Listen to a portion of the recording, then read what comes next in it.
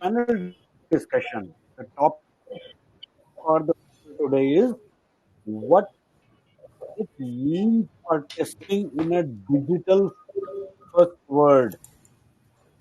Today's panel moderator is Ashok Balasubramanian. Ashok is CEO of Expleo and focuses on leveraging emerging technologies for the digital transformation. He's passionate about the countless possibilities that technology brings to people's lives and businesses. Ashok holds a bachelor's degree in electrical engineering from College of Engineering Gwindi and is an MBA in marketing and strategy from IIM Bangalore. Joining him on the panel today is Shashidhar Sathyanarayan, Director of the Technology with ZuciTech Software Solutions Private Limited. Shashidhar has 18 plus years of experience in quality assurance and control and comes across with experience in domains such as BFSI, e-commerce, ITLM, media and entertainment. He is a strong advocate of automation, adoption and transformation or automation first approach. Next we have is Sowmya Sridharamurthy. Sowmya is a seasoned product quality leader working as SDET manager at Lytho. She has 14 plus years of experience handling products from inception to delivery and has worked on diverse solutions like ERP, SaaS, mobile apps, and web applications. We also have Jayesh Ghughu today with us. Jayesh is having more than 2 decades of IT experience, mainly into QA and product development. Jayesh joined Expleo, which was formerly SQS in November 2009 and is currently working as a general manager and instrumental in setting insurance QA practices in Expleo, Pune. We also have the privilege to have Rahul Verma with us today in the panel. Currently a director with Trendig India. Rahul is an Indian entrepreneur, testing entrepreneur, and an award thought leader for his contributions to testing community. He also plays the role of community proxy with STeP-IN. He is founder of TestMile and right now is heading the test automation efforts with Trendig Technologies, currently also being director with that and has created frameworks in Python and Java for test automation. He is also an expert in web security, white box, and performance testing. Joining us in the panel is also Omkar. Omkar is the head of quality assurance 63 Moons Technologies Limited. Omkar has 14 plus years of experience in information technology industry, delivering high value projects for the BFSI domain. He has managed multiple projects successfully for several global as well as domestic financial giants. I will now pass the baton to Ashok, moderator for today's discussion. Sir, all yours.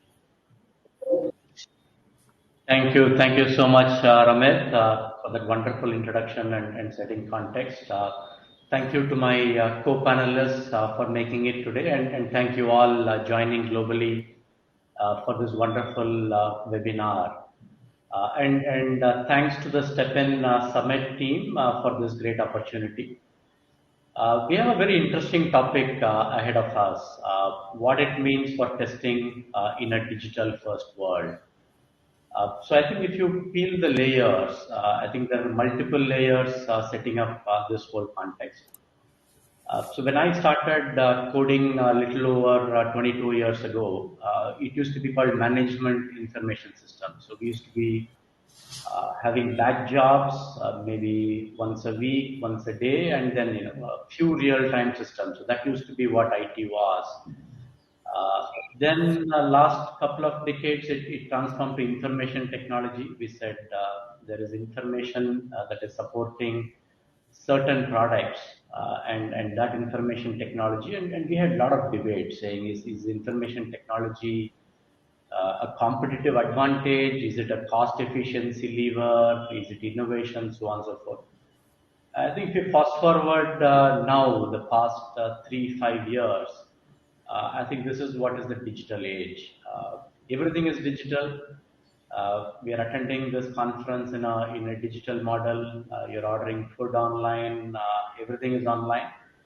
And now with metaverse, they say that you'll buy your clothes virtually as well, and you'll wear it virtually as well. So that's the beauty at which I think we moved from maybe a weekly reporting function to all the way to a life that cannot run without technology. So that's the opportunity that presents, right? I think everything is digital, meaning everything has to be tested. So that's a beautiful scenario for us to be in this conference.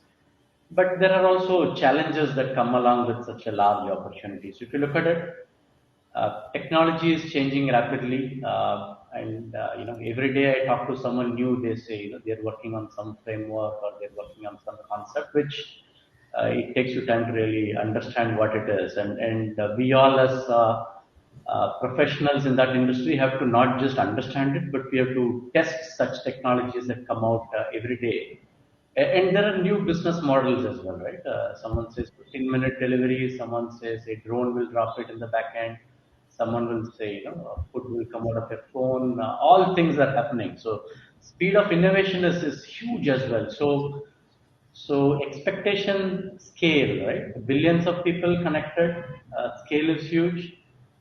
Technology is changing rapidly means the floor under your feet is changing rapidly, and the speed is huge. So all of this is happening at a very fast speed. So that sets the context, right? So now we as professionals in the testing industry have to now make sure that this mammoth combination is of the best quality. So, for example, I still haven't figured out, how to change my background from mirror to straight. So that's the scale, speed, and quality that's required for digital. So jokes apart, I think we have an amazing panel. We'll go through, each of them brings an amazing experience across different areas. So we'll go area by area, and we'll take about last 10 minutes for audience questions as well. So the first concept that came in discussing with the panelists was the ways of working. So if you really need to deliver fast, if things in the market are changing fast, agility is of utmost importance, and we have seen agile as a process getting adopted over the last couple of decades, and testing also. So I would like to invite Jayesh to kind of talk about what you're seeing with testing from an agile perspective.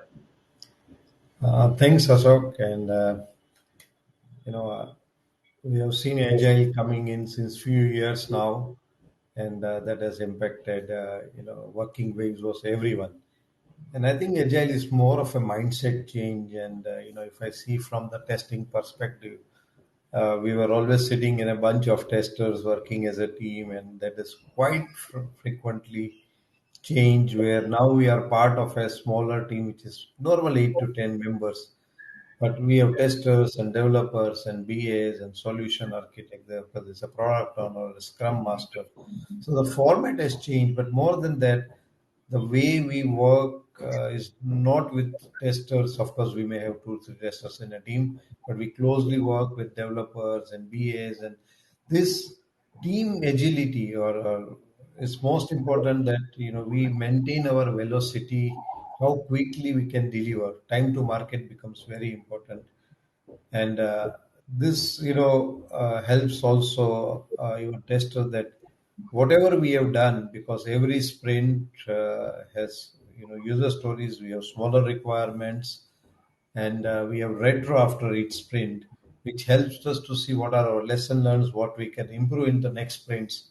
And ultimately, as a scrum team, we are responsible to deliver good quality, and help to go into the next phase. So I think this is changing. Our estimation techniques are changing. Many times, we see that somebody using t-shirt sizing or Fibonacci series story points. But I think best part of agile is that requirements become smaller, and time to market is faster. We work as a team with developers instead, not fighting with them, but working as a team to see that how quickly we can achieve our goal. So I think it's working well, and I think it's a good part. There are, of course, some anti-patterns which they say in agile. Many times the processes are less, but if team works together, I think there is a good amount of learnings, and you can move faster.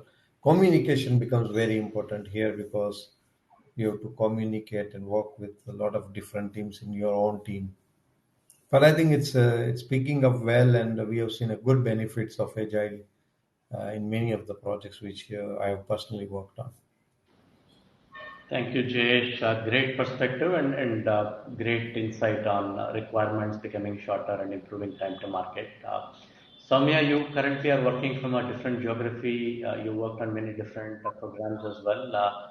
Do you have any view on agile in testing? Yeah, sure. How come not? Because agile is the speak of the town, and then if you don't have an opinion or a perception about it, then it's like kind of missing something big. However, Jayesh beautifully explained the transition from moving from waterfall to agile and the mindset. Let me a little bit speak about the tester psychology. If I remember in 2008 when I started, like 15 years ago, and we were pretty much waterfall. Things used to come to the QA just 2 months before the release, and the psychology for me, and I was celebrated because I know how to break this and just rub it on every developer's face to say, you know what, you developed this, but then this is not working. And that's the kind of testing that was celebrated, right? But now with Agile, where testers are given an equal seat along with the wider development team to share or discuss about the requirements, and then you get a chance to bring in your perspective well in advance and not wait until something goes to the delivery. So the psychology has changed, which means it has also changed the game in which we churn out the information, what we read to what we implement technically. So that now that game is getting more fiercer. So the person who's able to know the technological changes and then wrap it back to the team to analyze and then add in their perspective is a definite the go forward towards agile. And because of this, there is a lot of shift in the testing that is happening from the technology perspective. Like we have the shift left mindset, adoption of the CI/CD, testers engaging in the code reviews. I don't remember me doing that like 15 years ago, right?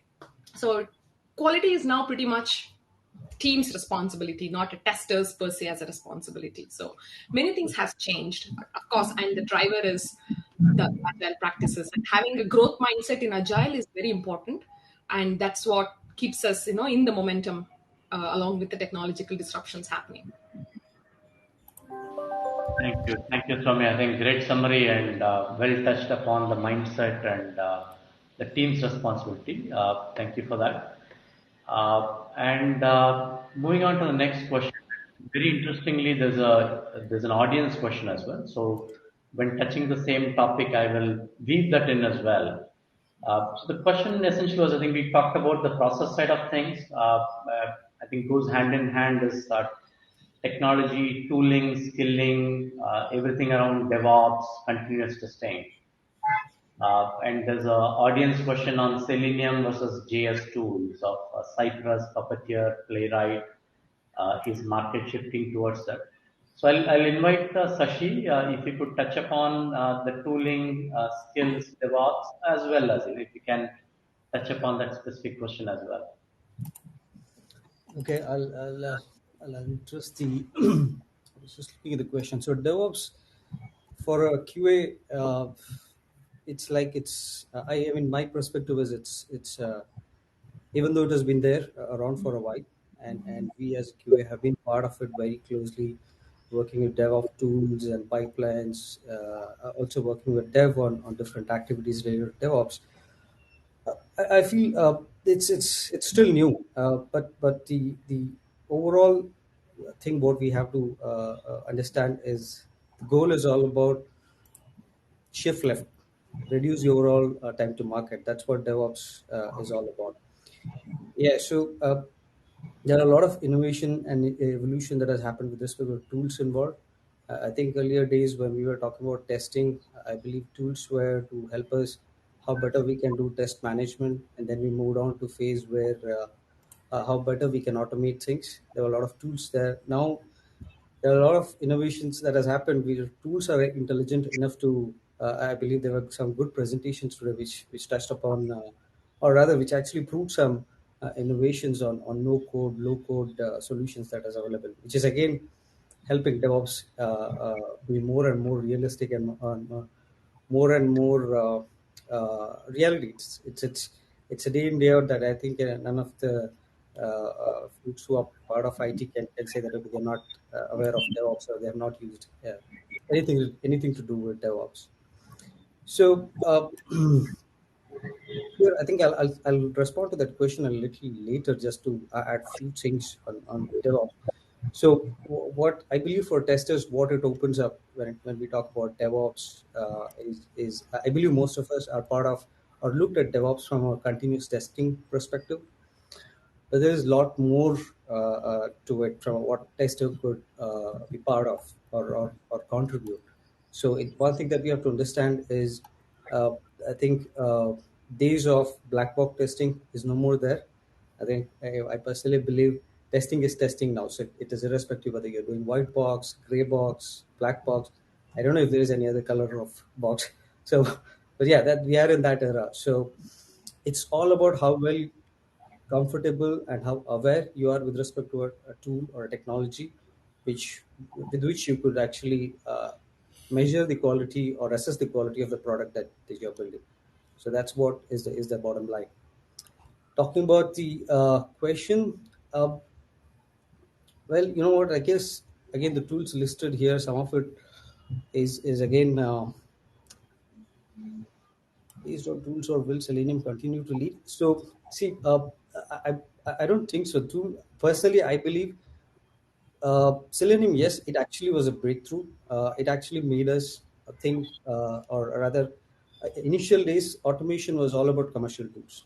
Selenium, for that, we have to give that credit to it. It made us think out of the box, and it made us welcome open source solutions. Okay, yeah, that was the a turning point for most of the automation testers or even industries to accept open source tools.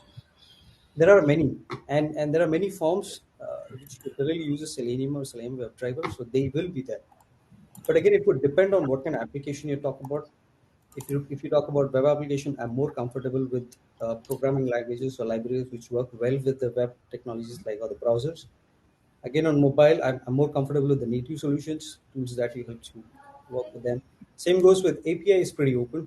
I mean, there's no such. I rather would say Python has made it more easy, or rather, it has made things more simpler for one who's thinking of API automation. I believe there's another question as well. Uh, Well, I think it's a general one. What I don't know. So I personally feel what is a big thing. That's the next big thing for testing, at least from automation. I believe some of these the AI and ML solutions, making it footprint more and more is something. Today we see it is still light, like it solves specific problems, but I see tools or libraries being more and more relevant or more and more adapted in the overall automation solution. That's what my view is. Thank you. Hope I Thank you, covered Sashi. everything. Good summary, and thanks for taking the two questions that came by as well. Welcoming Omkar into the discussion. What are your views, Omkar? What are you seeing is DevOps in the testing world? Yeah, so I'll not just stick to DevOps, but as we were talking about JavaScript and Selenium and tools like that, and they have worked really well till now. But in the recent past, what I've been constantly getting demos from vendors, but low code, no code technology. So you'll have more and more tools and technologies coming up, which will kind of open up the whole forum, not just for people who come with sophisticated testing knowledge or specific coding knowledge, but it will open up for those who have got no coding background as well, uh, and kind of then help them recreate those scenarios which they want to specifically test, kind of then align them with DevOps and stuff like that, which is more complicated at least as of now for others who are from non IT, non testing background. But this will kind of open up for everyone, and this is something that is it's not happening like 5 years from now, but this is actually happening now. Uh, there was an interesting book that I recently read called Human plus Machine, and it actually talked about how humans and machines complement each other, and how they work with AI. And it kind of gave a broad spectrum of things that could be done specifically by machines, and then things that could be specifically done by humans, like leading teams, empathizing, creating, be creative and judging what or evaluating what is happening, and more transactional, iterative processes, and predictive work could be then taken up by the machines. And there was a huge spectrum which is left in between, where humans and machines kind of complement each other, and that is where humans will play a role to train these AI systems, explain stuff to them so that they can then implement or do the transactions as they are expected. Uh, and this is where we are headed to. This is going to be the landscape of future. So instead of restricting to what is going to be our immediate next, whether we are choosing Selenium or Java or any other proprietary tools per se, we should be open enough to look at these other tools which are coming up as well. Thank you, Omkar. I think you touched across well and gave a very positive perspective on for looking out as well. And very interestingly, I think both in what Sashi said and Omkar said, a few interesting things came up. Like, what is the next big thing? Then Sashi talked about, should testing be black box anymore? Omkar, you talked about machines doing certain automation, humans doing certain things. But I think as we are all getting into the next big wave, there's technologies like AI, and I was pleasantly surprised with DALI and all those technologies where AI is able to extend a Mona Lisa picture, or you can tell it'll draw. So it's AI is getting into generative and creativity as well. And in those black box, white box concepts, I think explainability in AI is something that even data scientists are struggling to solve. So now, if you look at that big thing, this technology is AI, blockchain, quantum, VR, so many things are coming up. And what should testers be doing, in certain areas? So, Sowmya, if you could provide your insights, what are you seeing? How are people getting ready? Well, see, I like the story. The lion came, lion came. It's nice, right? It's a fiction at the end of the day. When we talk about AI and ML, it's not today's topic. It's happening for last 20, 25 years. Even before I could have an idea of, okay, let me do my engineering, I think there was already some talks that was happening, maybe in laboratories and some engineers talking about it, making a fantasy, let's build something. Fast forward 25 years, we are here today discussing in this panel, yet we have not done a breakthrough of where we can bring AI ML into a normal day-to-day life. Like, I work for a company which is a digital cloud-based company. And likewise, I can very confidently say for the rest 80% of the companies who are working would not have included AI and ML in a full extent of their development and everything that is happening, right? If you ask me, is it something happening right now for testers? No. And the claim of self-healing technologies, I kind of personally feel is hoax. Okay, so self-healing tests, self-healing things, and all those things, it's a hoax. Though I have a respect for low-code tools because it's making way for people from diverse backgrounds to pitch into the software testing.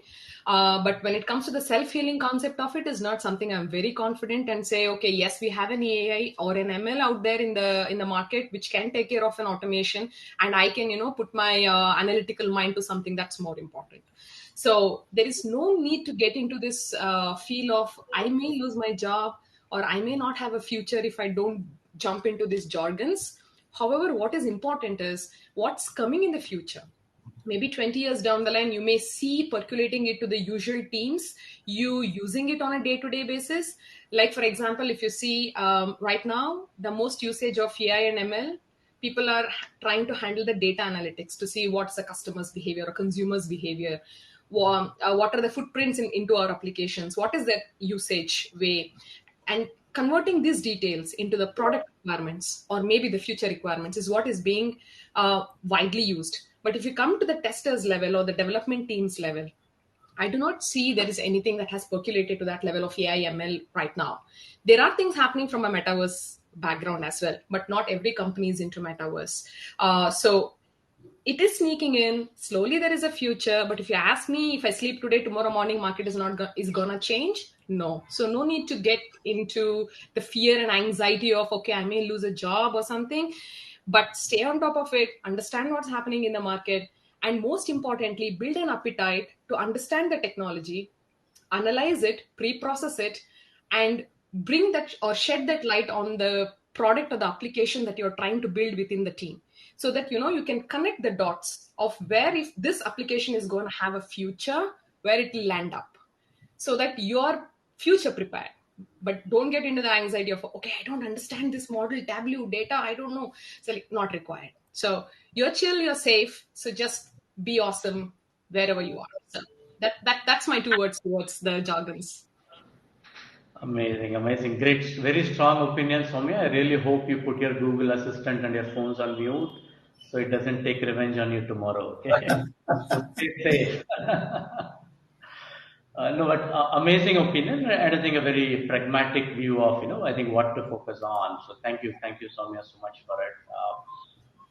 So I would like to invite in Rahul for what are your views, Rahul, and I think there are a couple of questions around the tools, around APIs testing, performance testing, test automation as well. If you could address those, Rahul. Okay. Um, so maybe I would prepare a gist of answer around the questions which are asked. So the first question, which was related to Selenium versus JS-based tools. So it's a natural move that the testing stuff should move as closer to the technology as possible. So because most of the websites are making overuse of JS today, so same is true for the tools that they're slowly moving towards JS-based technologies. But in my presentation, bell bottoms and beyond, I have predicted that JS would be dead. Give it 4 years, 5 years, if we are really true to ourselves. Those who have worked with JavaScript know what I'm saying, that you are making it do things which it was never meant for. And in a few years, it would be dead like Perl. Hear the word Perl today? Perl was a parsing language. It actually had a full form earlier, right? Practical, what was that? Extraction and reporting language. And that acronym was actually changed to an actual word. It just became Perl because you made it through web development. Oh, let's do network technologies also with Perl. Let's do this also with Perl. Let's do that also with Perl. And Perl is dead. Nobody talks about Perl today, right? I predict that the same thing is going to happen with JavaScript. JavaScript is a non-performant language. We are talking of artificial intelligence and machine and learning. These algorithms are heavy. Today, when we talk about these algorithms, we just imagine that they would be server-side. But what about the day when these algorithms start moving to the browser? Is JavaScript a language for this purpose? For machine learning, really? For artificial intelligence, really? No. So the changes are already happening. There is a Western project. You start hearing these words like Rust as a language, compiled code in browsers. And the moment these technologies, these compiled code within the browser, they become more prominent, which they must in the coming years, there's no place for JavaScript. And if there's no place for JavaScript, all this movement towards JS-heavy tools, you can very well imagine where would that be. And Shashi actually used the past tense for Selenium, which I have with I object to that because and to the question as well, where JavaScript-based automation can be done with Selenium as well. It's just that there's a too much of translation effort. That's the only thing. If you talk about Playwright, the two things it brought to table was contextual weights, which can be built using Selenium. By the way, the most highlighted feature of Playwright is a 3 line of code on top of Selenium. Okay, but people don't want to do framework development, so they just want framework code in the tool itself. And Selenium is not a tool. Playwright is a tool. And the second thing which they brought to the table was Chrome debugging tools, a wrapper on top of that, which can be done along with Selenium code if you know coding. And this is in contradiction to this low code, no code approach which we have been talking about. Okay, so this message was given by me 10 years back. I would give this message again. Testers, please learn coding. Stop running away from it. Stop finding cheap solutions. It is the closest thing. It is the closest thing to tech before you earn the right to talk about AI and ML, please learn coding. Please learn coding in a proper way. Then you earn the right to talk about AI and ML. Okay. Uh, and then the next big thing in testing, I would refrain from answering this question, and I would request this complete conference from answering this question, because these next big things are the chase. We constantly run after them. As Sowmya mentioned, AI ML, even today is the next big thing. 20 years back also it was the next big thing, but we have not tackled with this next big thing even till now. So what would you do with the next big thing even if we tell you today? Nothing. We would get afraid of it. We would fear for our jobs. What would happen to manual testing? The same 2-decade-old question we would ask, and then think that we have attended a conference and we're done with our job, right? Because we are afraid of it. We know about the tech. So, in short, guys, please use your common sense. Okay, I'm a dinosaur. If I have to come to the panel, a person who's in the industry for 22 years, who has no knowledge of the new tech, AI, ML, I don't know about it. Blockchain, I don't know about it. VR, I don't know about it. If you keep listening to people like me, expecting expert opinions, then you've got something really, really wrong. Okay? It's a young world. Experiment. Get back to basics. Get back to fundamentals. Focus on learning. And this is the same answer which I would have given 5 years back, 10 years back, 15 years back. So just go back to fundamentals, please. Yeah. Learn boundary value analysis before you can talk about artificial intelligence. Thank you, Rahul. I think amazing answer, and love that consistency of last 5, 10 years. Very consistent approach to going after. I guess it's life advice as well, not thing, but for all of us in all aspects. So thank you so much for that.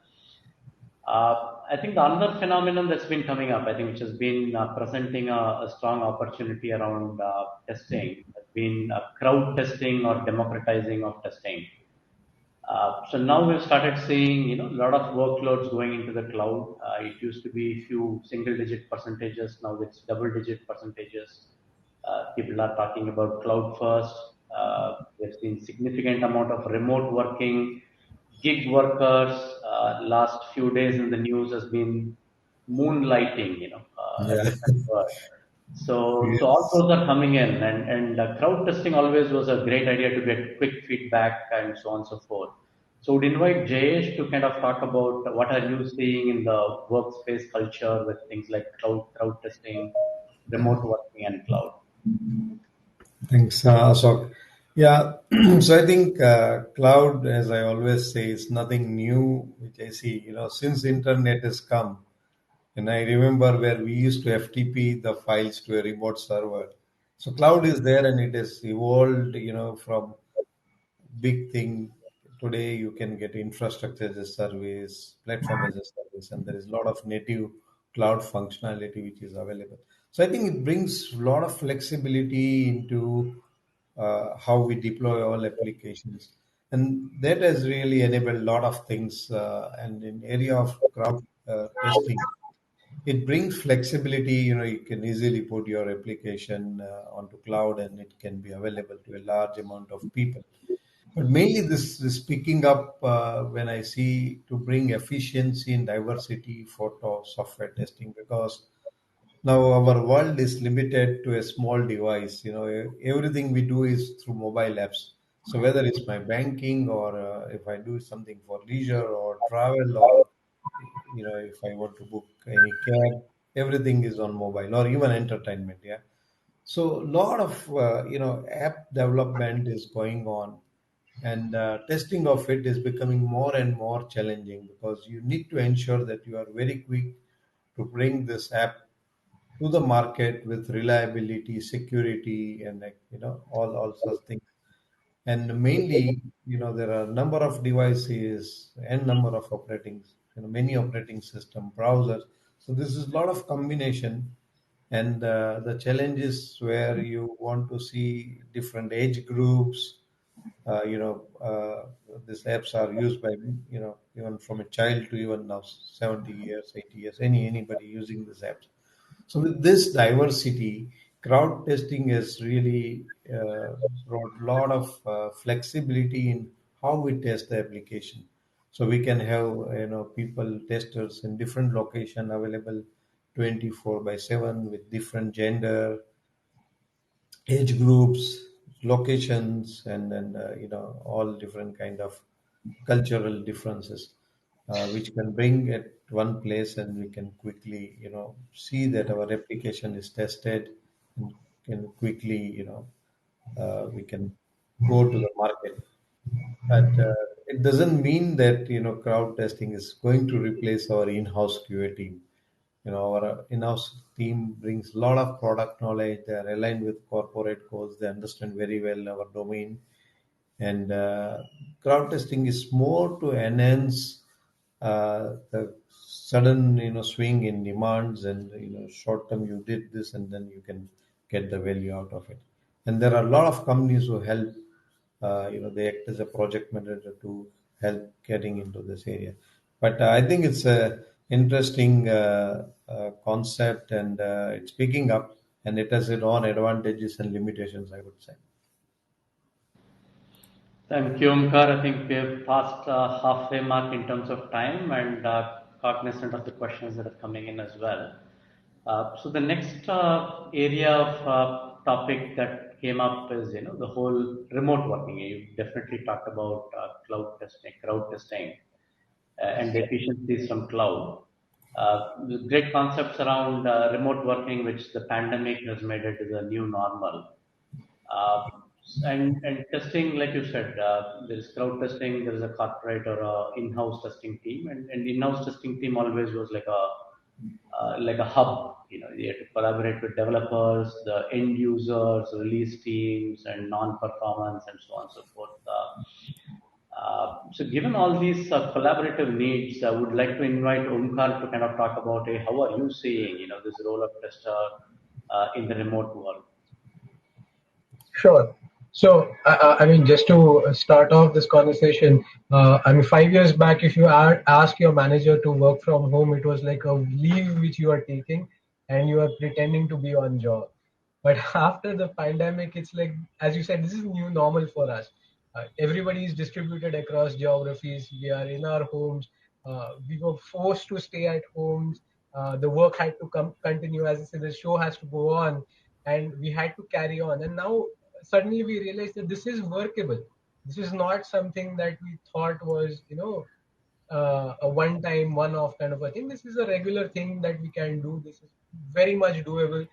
But what it also did was, for all the goods that it brought, there were certain things. The work-life balance kind of got knocked away. We saw teams putting extra. And I'm not just talking about the testing team. I'm talking about development. All of the people. So there were some interesting comments that used to come in that if you spend about an hour in traveling, you get an extra hour working. So that's I mean, it may sound pretty bad, but that's how we kind of rolled during those days. But now with things opening up, and still now people are getting about 2.5 years, 3 years working in this cycle, and we've got new freshers who are coming, passing out of college, and entering the job market when they are getting this facility of being remote and working from their own you know work environment. Getting them back to come to a fixed brick and mortar kind of a location to work is a little bit of challenging. But so what we have basically done is, at least in our organization, to kind of facilitate or kind of bridge the gap in between, is to start having virtual floors. Uh, I know a similar flavor would have been picked up by lots of other organizations during the pandemic, post-pandemic as well. And what we basically do is we just get on to our collaborative tool every day in the morning, uh, all getting on the same time. We are all there. We have our stand-ups, we have our meeting, and we are all there as if it's a virtual floor for us.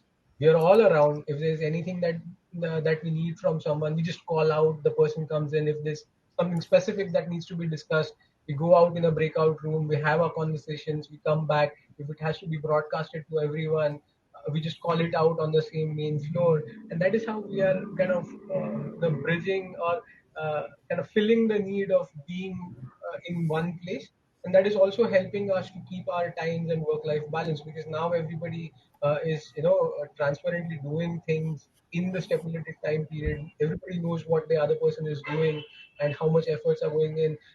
That loss of trust or the lack of trust that the managers had before is something which we are bridging here by doing this. So this is one practice that we are following, at least in our organization, which is helping us pretty well.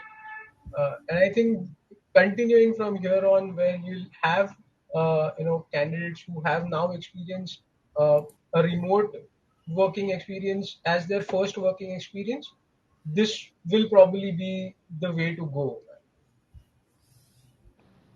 Thank you, Omkar. I think well-rounded and really like the concept. I think many of us shifted to remote working, but like you said, many in the last 2 years started working completely remote. So I think they're creating a new generation of young workforce that is fully remote. Wanted to get your opinion, Sashi. What is your organization doing? What are good practices that you have that you would like to share with our audience?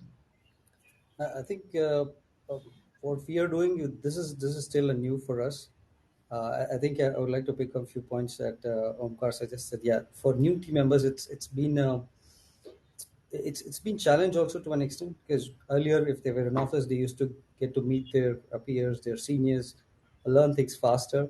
So they are missing out that team interaction opportunities. Remote is still remote, whatever it is. So some of things we are trying out as some of the discussions that team plans, at least once in 2 weeks, they have to be in office so that they spend a good amount of time together, get to know each other and all that. uh, we are going by a hybrid approach. It's still an experiment. Will it be 3 days or 2 days? It's again team depends it on what kind of releases or what kind of timeline they're running with. But one thing for sure that we are trying to emphasize is, since work from home is new, I believe every individual responsibility is to respect others' time. Even it could be a lead, your mentor, your peer, or anyone. So I know in a 1 hour call, I think pretty much everyone spends 15 minutes to say, "Am I audible? Is my screen visible?" So those technical challenges will be there, but it's individual responsibility to respect others' time, and make sure that you just don't report your status. Just be sure that that is complete, even if it is crisp, just so that there's no follow-ups on it, so that it makes the overall operation smooth for everyone. So I think that is one thing that we are trying to emphasize, and people are appreciating it and also following it. So yeah, that's how we are working out. But one good thing or rather that I would like to also recommend is on the I think it is to do with the partly the question that was raised there, learning of specific skill. I think this work from home has opened up a lot of opportunity in upskilling yourself. I think it's given a lot of time. Yeah, I think some of the comment was the commute time is saved now and all that, but work from home gives you plan your day better, even though discounting the commute, you'll still have a lot of work for home activities, which which happens. So but yeah, that I believe personally, I think for once upskilling, work from home has given a better opportunity now, so you can plan it better. Thank you, Sashi. Soumya, you are very passionate about your company going 100% remote. Would you want to offer a perspective? Yeah, sure. Yes, I'm very proud, and I like my senior leadership team taking this decision of going 100% remote. In fact, in Netherlands, we have a very small office. We go there just to see each other's face so that we can quickly move on to a restaurant for the dinner. So we kind of don't have any large office space here to go, and we are not encouraging people to come either. Having said that, the downside of this is also that from the culture aspect, from the organization aspect, we are shifting towards async communication, which is a practice that we are trying to set up so that you, before you log off for the day, you have to ensure that all the information relevant to respective people is left, because it's not just remote, it's also different time zone. We have one team here in Netherlands, another in US. So of course, when they're about to start a day, we are about to shut down our systems. So and many times, initially we used to have this challenge of the deployments. We have a dependency on the US code, and US have a dependency on our code. And if this is not synced well, the production is the entire Diwali used to happen. And we have learned our lessons really hard. So not just working remote, which is fancier, but when it comes to the organization from the leader's perspective and the work perspective, the entire culture is changing. There is a makeshift in the culture that is happening. So that also hits towards the mindset, how you take it, and how you drive this. So it's more fluid and more flexible, but also comes with a lot of responsibility. Thank you, Sowmya. I think absolutely. I think all of us are going through different percentages of remote working, and amazing, bold decision to go 100% remote, and great learnings. Thank you for sharing.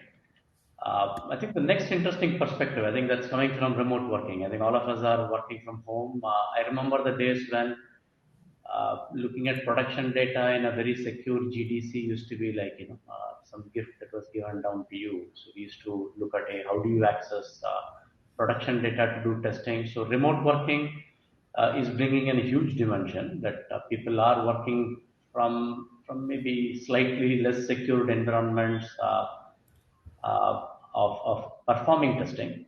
And then Jayesh talked about two broad areas. I think one is around cloud. Environments are easily available, can be scaled up, scaled down. Sometimes people forget to uh, wipe out those instances. Some test instances live around. He talked about a 75-year-old customer of a digital application. So for that, digital might mean something very different, and security might mean something very different to her at that age. So I think security has multiple aspects because of cloud, because of remote, because of the demographics that is accessing digital. Would invite you, Rahul, to kind of share some views on how are you seeing digital, both from a people perspective for testing as well as from a systems perspective as well. Okay. So going back to the fundamentals again. So when it's about security, you look at security attacks. The cause of attacks causes are very simple. They are actually very simple to fix if you fix the root cause. Most of these fancy named attacks are very, very easy to fix. If you have data leakage over network, buy a good SSL. If you have SQL injection attacks, don't use concatenation to form queries. Use parameters. If you have cross-site scripting problems, do HTML encoding. You see, all the noise is around the problems, but actually the solutions are pretty simple if the fundamentals are in place. So when it comes to security in general and all this remote working, if you see, there is a concept of basic hygiene. If anybody is working remotely, use VPN.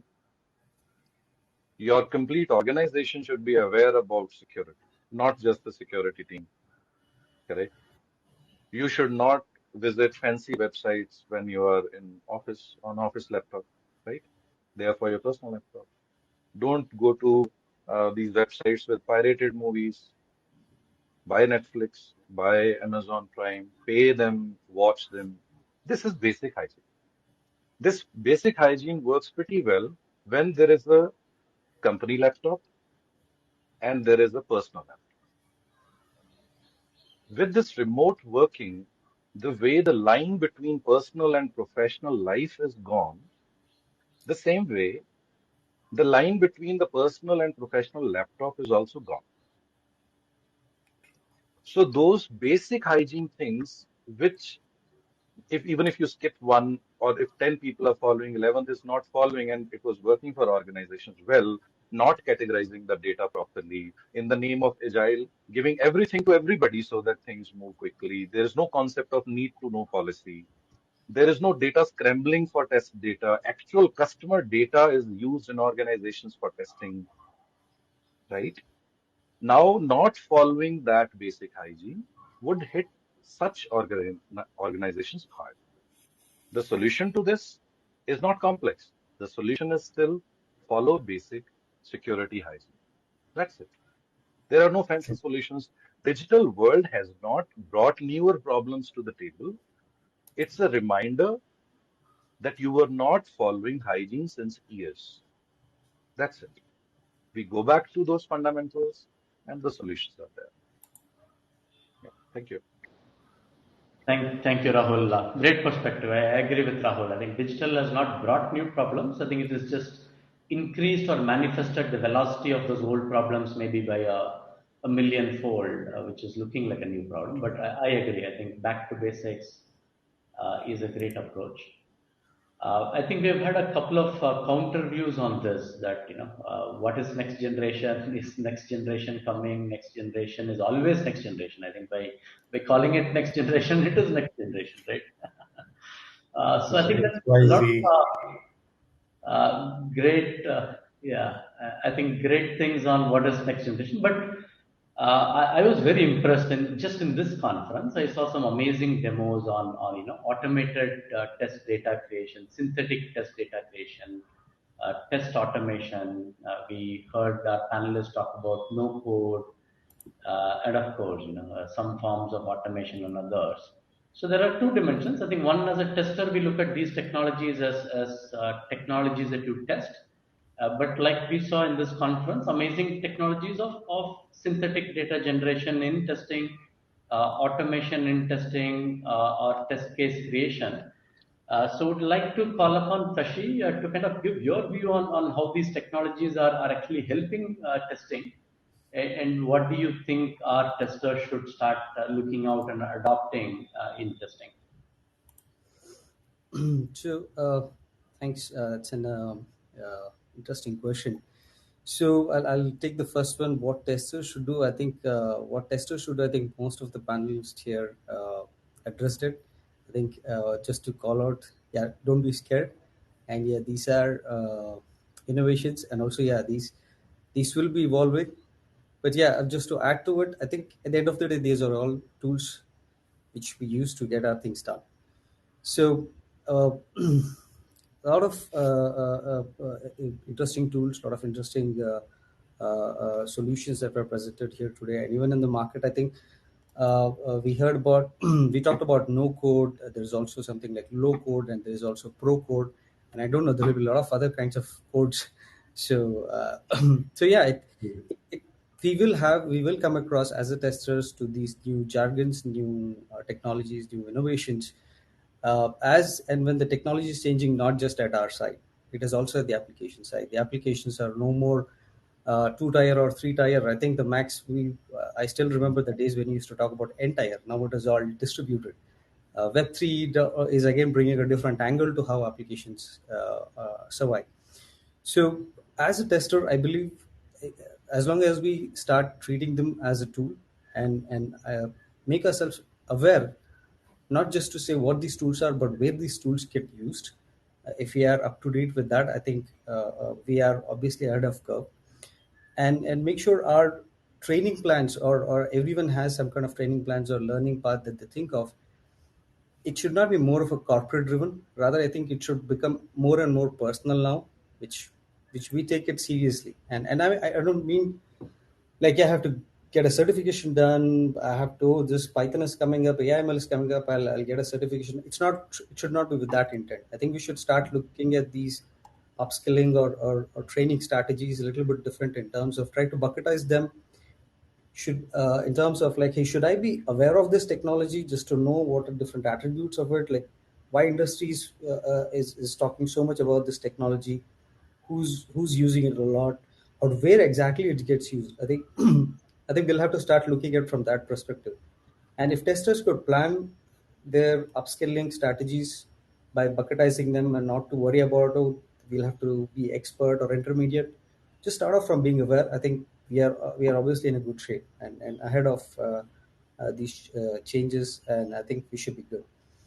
Talking about how these are helping, I personally feel, I think some of these innovations or new technologies are actually helping. I think those days were gone when we were when we were worrying about UI, testing an application through its UI. Now these technologies have opened up opportunity to test at different layers of the application. Be it nowadays, I think API testing has become a norm. It's like it's a given thing. Earlier days, it was a very niche skill. Now it is like a given. Everyone needs API testing.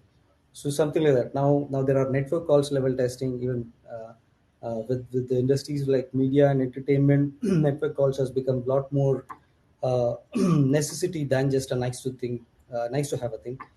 So I believe these new technologies have opened up opportunities to test an application more in depth and also more holistic. Yeah, I think some of the technologies like AI and ML, it's gonna change. We will still, from a tester point of view, the application we see even in automation world, it's still at the point of test data creation or let's say reporting or analysis on this reporting, or building some kind of insights. It has still not got to an extent of building a tool which could just give it an application, it tests it and gives you a report. The problem with the tester is even if there is a tool, we are still not confident. So confidence of coverage will still have a problem with that. So yeah, they're all enablers. At the end of the day, they are just tools, but we'll have to improve our skills of identifying the right place to use this tool and just get our things done. Now, that's something that I would like to say around that. Thank you, Sashi. I think well said. I think Rahul also said that earlier. I think things will change. Don't be afraid of it. Look at it like a tool. That reminds me of the human evolution started when man can, or women and men realized that fire is a tool. If you're afraid of the fire, you wouldn't have Homo sapiens. So I really like that analogy you said. Recognize it as a tool and then use it. I think it's a very powerful but a very simple way of putting it. So in the last few minutes, wanted to kind of touch upon a very positive note, right? So if everything is digital today, everything needs to be tested. So it looks like there is a 100 times more opportunity for testers ahead of us. With that, I would like to invite some of our panelists. Maybe we'll start with Sowmya to kind of look at saying, hey, what are the massive opportunities that you're seeing in testing? Are you seeing a lot of non-technology folks contributing, so on and so forth? Soumya, before you start answering, Ashokji, we have to take care of that. There are a lot of audience questions, and we will need some time to take them as well. Okay? Yes, Amit. We did do that through the session, and of course. Yeah. Thanks, Ramit, for the heads up. That also means that I have to speed up my answer. Let me go. Okay, so there was a lot that was running in my mind, but then I kind of cut short it. So I always say this in various forums that software testing is a very kind field in software development because it opens its arms and embraces everybody coming from different parts of life, different education, diversity, background, doesn't matter. So if you want to enter into the IT, the most friendly way is through software testing. So the opportunities, the growth aspect of it is huge, is immense. It's like ocean. You can keep diving deeper until you have an appetite to touch the seabed. However, linking back to what Rahul said, getting to know the basics is very important. So being here in Europe, there is a very unique challenge that you may not find the right technical skills right at my fingertip. Like in some other parts of the world, it's as easier as it is. Okay, so we have to work with the available resources that we have. People come from as a professional ballet dancers who want to make their career as a software tester, and then we have visual arts people, and we have fine arts people. Someone who's a professional soccer player who wants to, due to injury, he has to shift his career towards IT, and he's interested to take up software testing. So when there is this shift and there is this movement happening, it's very important that people connect to the basics, where they have to know how I can use my transferable skills. Like I know to analyze things, I can see things that is happening around me. I can build a story and understand how this application is talking to a consumer. So what is expected, what is not expected. So as a tester, I have to build this common sense. Common sense is very important even before you get into technical aspects of everything. So if anybody who's coming to software testing, the first thing that I would say is just work through your common sense. That's the first basic step. Learn all the basics, like he said, boundary value, equivalence partitioning, everything. Learn those things. And then slowly build your way into multiple other aspects of testing. So if you come into the software testing with an idea that, let me start with automation, it's a very wrong step. You gonna just fall right on your nose. Yeah. So yeah, okay. So I'll stop here so that I can give chance to others as well. Maybe you should add perspective. I think there's a great question on mindset, on modulating thinking more than a skill. So mindset versus skill. So yeah, Rahul has already given a wonderful answer for that, but and I will just add or I'll just build on top of it. So mindset is everything. You can become anything you want to, as long as you know how to put your skills to work. So when you're coming as a chef, if you cannot relate to things technically, you can always transfer that. Okay, so as a chef, I should be able to understand which vegetable is gonna cook at what temperature and when is the right time to add salt. Likewise, when you're coming to the testing, what is the right time to touch the code? What are the aspects that I have to take care while checking a particular feature? And when should I open my mouth to say, don't release it? These are the basic common aesthetics that a person has to learn, and it basically is a mindset building even before a skill set. So it is the must and the foundation of every other aspect that a person can build on to.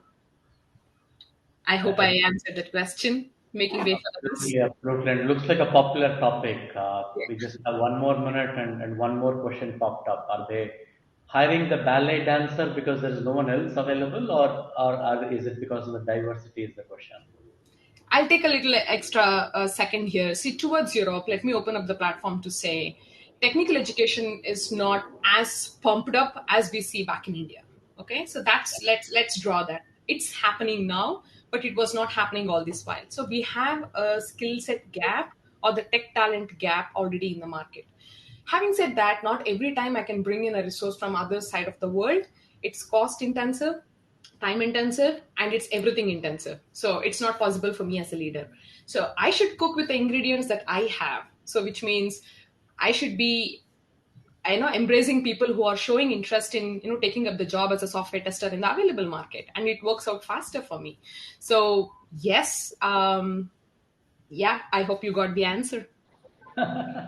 No, I think well said, well said. And of course, I truly believe in diversity because, like panelists said, if there is a 75-year-old consumer, I think we need a tester who can bring that diversity in. So we're perfectly on top of the hour. Thank you, panelists, for a very wonderful and insightful discussion. Thank you for an engaging audience. Thank you, STeP-IN Summit, for a wonderful session. I'll hand over back to Ramesh. Thank you so much. Thank you. Thank you, guys. Thank you very much.